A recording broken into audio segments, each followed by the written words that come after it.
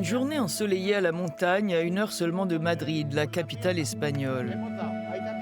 Ce groupe est venu de tout le pays pour s'adonner à une activité de plein air inhabituelle. On peut faire une pointe de lance, une pointe de flèche ou une hache, et ça peut servir à faire du feu. C'est l'un des nombreux stages de survie qui se multiplient en Espagne. On y apprend les techniques de base pour s'en sortir en cas de catastrophe. Juan est instructeur de survie depuis longtemps. C'est aussi un préparationniste, dit prepper. Un terme qui définit ceux qui se préparent à affronter tous les désastres qui pourraient s'abattre sur nous à tout moment. Une croyance qui gagne du terrain avec la pandémie, dit l'instructeur. Les gens commencent à se dire que de vivre au jour le jour, c'est contre-productif. Si on a des connaissances et qu'on sait préparer un équipement pour survivre plusieurs jours en cas de pic de ces pandémies ou dans des situations d'urgence, cela peut nous sauver.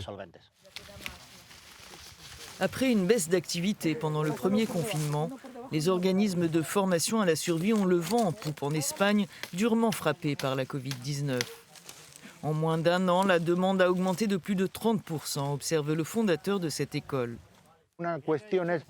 Une chose est de vivre une situation de survie quand une ou plusieurs personnes se sont perdues dans la montagne. Une autre est de se retrouver dans une situation de survie quand l'État est affecté d'une manière générale, quand les équipes de secours, le système de sécurité sociale, le système sanitaire s'effondrent. Les gens se rendent compte qu'ils ne peuvent plus compter sur l'aide de professionnels extérieurs comme avant, et donc ils ont besoin d'autogestion, d'autosécurité, et c'est normal qu'ils veuillent se former. Pasquale, ici en noir, n'est plus à convaincre. Entrepreneur, il est venu de Valencia, à 4 heures de route de là, pour suivre le stage.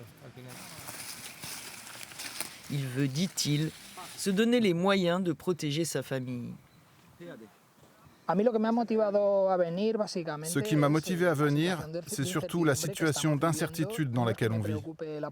Je ne m'inquiète pas tant de la pandémie que de ce qui va se passer après, la crise économique dont on souffre et dont on va souffrir pendant des années. Si les aides d'État se tarissent, on pourrait voir des vagues de licenciements massifs dans les entreprises. Il pourrait y avoir des pénuries de nourriture dans les villes, des situations de chaos, des révoltes. Alors je préfère prendre les devants et me préparer au cas où. Les groupes de preppers se multiplient sur les réseaux sociaux où s'échangent inquiétudes et aussi conseils pour faire face aux catastrophes éventuelles. Pas facile toutefois de pénétrer leur sphère privée. Un homme qui devait nous montrer sa réserve à Madrid ce soir a changé d'avis et c'est la 4e fois que des preppers que nous devions rencontrer dans plusieurs villes d'Espagne annulent notre rendez-vous au dernier moment. L'un de nos contacts nous fait parvenir des images des stocks qu'il a accumulés pour parer à toute éventualité. Carburant, kit de survie, aliments secs ou en conserve, pharmacie, mais aussi tenues de camouflage, masques antinucléaires, armes et munitions, sont quelques exemples des biens qu'entretiennent les preppers dans des lieux individuels ou souvent collectifs, dont l'adresse est toujours tenue secrète. Né aux États-Unis à l'époque de la guerre froide et parfois associé à l'idéologie d'extrême droite, le survivalisme s'est développé en Europe sous des formes souvent moins radicales. La vision du monde de ceux qui se décrivent comme des néo-survivalistes n'en reste pas moins inquiétante aux yeux de ce sociologue français, spécialiste de la question. Les survivalistes s'organisent en communauté. Ils vont essayer de partager les moyens pour s'en sortir. À cet égard, ils utilisent une fable, celle de la cigale et de la fourmi.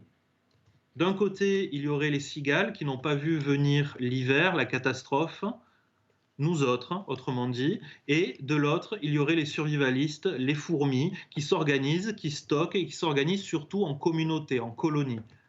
Ils seraient, en d'autres termes, les élus de l'apocalypse, les élus du monde d'après, les winners, alors que nous autres serions les losers et mériterons presque de périr lors de cette fin du monde imaginée, mais aussi espérée par les survivalistes. Le monde d'après, c'est à quoi se préparent les familles que nous avons rencontrées dans les hauteurs de la ville de Tolède, au sud de Madrid. Plutôt que de vouer les cigales à la mort, elles veulent partager leur savoir. Ces preppers confirmés nous font découvrir l'un de leurs spots de prédilection, où ils viennent parfois renouer avec la nature et s'exercer à des techniques ancestrales, comme ce four souterrain qui remonte à la préhistoire. Mais ce qui est aujourd'hui un loisir pourrait aussi servir à se prémunir des catastrophes à venir. Une chose est de se préparer pour ce qui peut arriver, mais il faut aussi se préparer pour ceux qui veulent te faire du mal. Parce que malheureusement, quand il arrive quelque chose de grave, il y aura toujours ceux qui tuent, ceux qui volent, ceux qui pillent. Il faut toujours essayer de préserver ses biens, enterrer les choses les plus basiques dans un endroit que tu connais. Cela peut te tirer d'affaire. J'espère qu'il ne se passera rien. Mais un jour, ça viendra. Roberto et sa femme Melania ont créé une école de survie il y a 1 an. L'enfouissement dans la nature de matériel permettant de survivre plusieurs mois fait partie des enseignements. Ils ont préparé pour nous un bidon type. Pharmacie, nourriture déshydratée ou en conserve, semences, bougies, savon, cordage, couverture de survie ne sont que quelques-uns des biens de première nécessité du prépeur. Une fois le seau enterré, une pierre servira de repère pour le retrouver. Une démonstration pour notre caméra, les trésors de la famille sont cachés ailleurs et en plus grande quantité. Nous sommes une famille de 4 personnes, bientôt 5. Un seau aussi petit ne suffirait pas. On a 3 caisses enterrées dans 2 endroits différents en Espagne. L'une contient tout ce qui est médical, l'autre contient la nourriture et la troisième, tout ce qui sert à nous défendre. Est-ce que vous êtes convaincu que vous allez vous servir un jour de toutes ces choses ? Il peut y avoir des catastrophes naturelles, parce que la planète va de plus en plus mal. Il peut y avoir d'autres pandémies. Il peut y avoir toutes sortes de conflits. Alors oui, je pense que ça pourrait être utile un jour. Si je n'ai pas à m'en servir, tant mieux. Mais si jamais j'en avais besoin, alors ce sera là.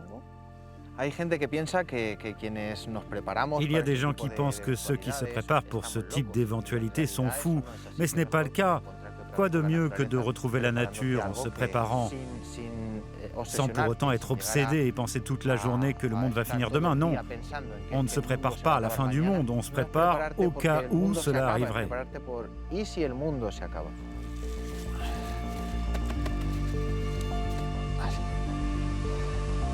Allez.